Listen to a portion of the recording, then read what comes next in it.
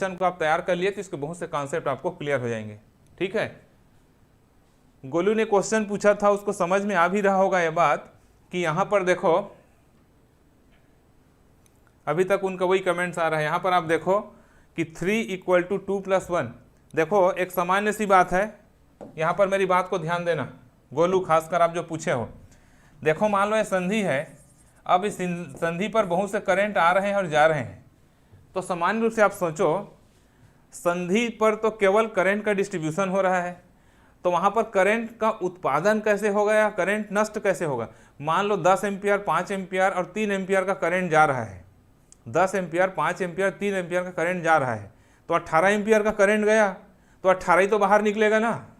18 ampere का current मैं किसी बिंदु पर सप्लाई कर रहा हूँ, तो वहाँ से बाहर जाने वाला करंट 20 एम्पियर या 16 एम्पियर तो हो नहीं सकता।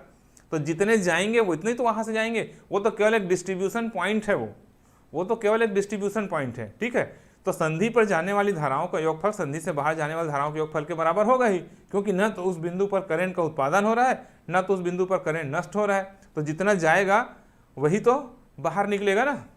आया गोलू, समझ में आया?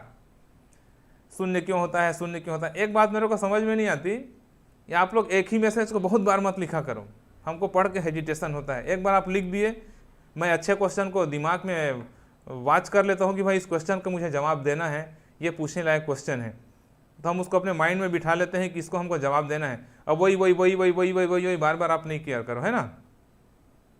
हाँ ठीक है गोलू, समझ में आया?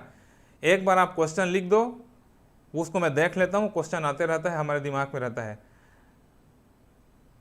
ओके, समझ में आ गया ना।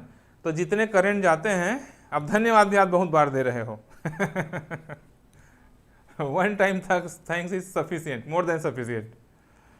और किसी कुछ पूछना है?